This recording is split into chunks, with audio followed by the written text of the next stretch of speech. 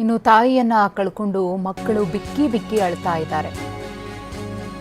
ತಾಯಿಯನ್ನ ನೆನೆದು ಕಣ್ಣೀರಿಟ್ಟ ಎಚ್.ಡಿ. ರೇವಣ್ಣ ಚೆನ್ನಮ್ಮನವರ ಆರೈಕೆ, ಅವರ ಒಡನಾಟವನ್ನ ನೆನೆದು ಭಾವುಕರಾಗಿದ್ದಾರೆ.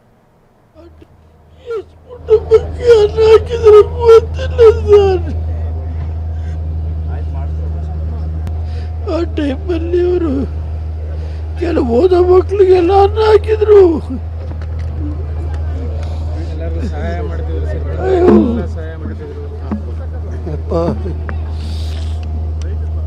ದೇವತೆ ಕಳ್ಕೊಂಬಿಟ್ಟೆ ಸರ್.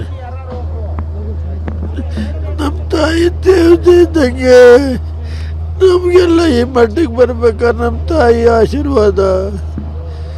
ಇವತ್ತು ದೇವತೆ ಇಲ್ದಲೇ ನಾವು ತಪ್ಪಲಿ ಆಗಿದ್ದೀನಿ ಸರ್. ದೇವರೇ ಕಾಪಾಡಬೇಕು. ನಮ್ಮ ತಾಯಿನ ಶೃಂಗೇರಿ ದೊಡ್ಡ ಗುರುಗಳು ಚೆನ್ನಮ್ಮನರೇ ಬನ್ನಿ ಅಂತನರು. ಈಗ ಎಲ್ಲಿ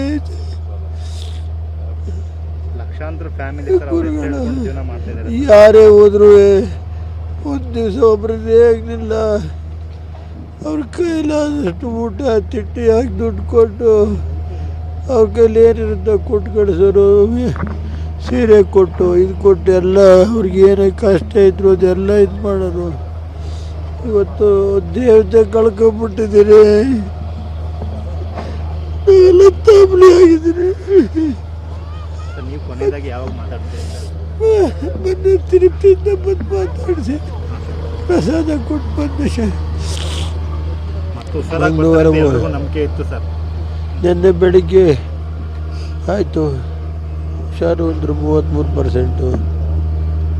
ಮಧ್ಯಾಹ್ನ ನಮ್ಮ ತಾಯಿ ನಮ್ಮ ತಂದೆ ಹೋಗಿ ಅವರಿಗೆ ಕುಂಕುಮ ಇಟ್ಟು ಹೂ ಮಾಡಿಸಿದ ತಕ್ಷಣ ದೇವ್ರ ಮೇಲೆ ಅಪಾರ ಭಕ್ತಿ ಇಟ್ಕೊಂಡ್ರೆ ಸರ್. ಯಾವಾಗಲೂ ಪೂಜೆ ಮಾಡ್ತಿರೋದು. ಬೆಳಗ್ಗೆ ಬಂದರೆ ಮಧ್ಯಾಹ್ನ 3 ಗಂಟೆವರೆಗೆ ಪೂಜೆ ಮಾಡಿಸೋರು. ಇಷ್ಟು ವರ್ಷ ರಾಜೇಶ್ವರಿ ಉಳಿದಿರು.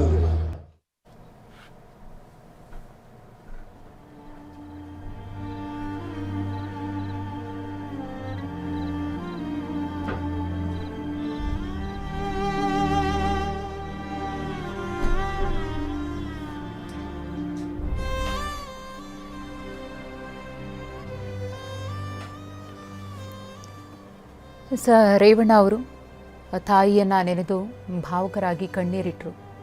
ಯಾವ ರೀತಿಯಾಗಿ ತಮ್ಮನ್ನು ತಾಯಿ ಸಾಕಿದ್ರು, ತಮ್ಮನ್ನು ಮಾತ್ರವಲ್ಲ ಪ್ರತಿಯೊಬ್ಬರನ್ನೂ ಕೂಡ ಯಾವ ರೀತಿಯಾಗಿ ಅವರು ಮಕ್ಕಳಂತ ಭಾವಿಸ್ತಾ ಇದ್ರು ಅನ್ನೋದನ್ನು ನೆಂದು ರೇವಣ್ಣ ಕಣ್ಣೀರಿಟ್ಟರು. ಸಕಲ ಸರ್ಕಾರಿ ಗೌರವದೊಂದಿಗೆ ಚೆನ್ನಮ್ಮನವರ ಅಂತ್ಯಕ್ರಿಯೆಯನ್ನು ಮಾಡೋದಕ್ಕೆ ನಿರ್ಧರಿಸಲಾಗಿದೆ. ರಂಗನಾಥ ಸ್ವಾಮಿ ಬೆಟ್ಟದ ತಪ್ಪಲಿನಲ್ಲಿ ಅಂತ್ಯಕ್ರಿಯೆಗೆ ಎಲ್ಲ ರೀತಿಯ ಸಿದ್ಧತೆಗಳನ್ನು ಮಾಡಿಕೊಳ್ಳಲಾಗಿದೆ. ಇದರ ನಡುವೆ 11 ಗಂಟೆಯವರೆಗೆ ಬೆಂಗಳೂರಿನ ಪದ್ಮನಾಭನಗರ ನಿವಾಸದಲ್ಲಿ ಚೆನ್ನಮ್ಮನವರ ಅಂತಿಮ ದರ್ಶನಕ್ಕೆ ಅವಕಾಶ ಕಲ್ಪಿಸಲಾಗಿದೆ.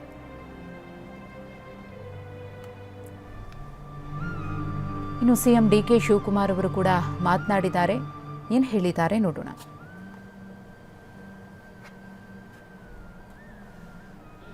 ರಾಜ್ಯ ದೇಶದ ಒಂದು ದೊಡ್ಡ ಕುಟುಂಬಕ್ಕೆ ಹಗಲು ರಾತ್ರಿ ಎಲ್ಲ ಕಷ್ಟದಿಂದಲಿ ಸುಖದಿಂದಲಿ ಜೊತೆಯಲ್ಲಿ ಇದ್ಕೊಂಡು ಒಂದು ದೊಡ್ಡ ಸೇವೆಯನ್ನು ಮಾಡಿದಂಥ ಒಬ್ಬ ಧೀಮಂತ ಹೆಣ್ಮಗಳು.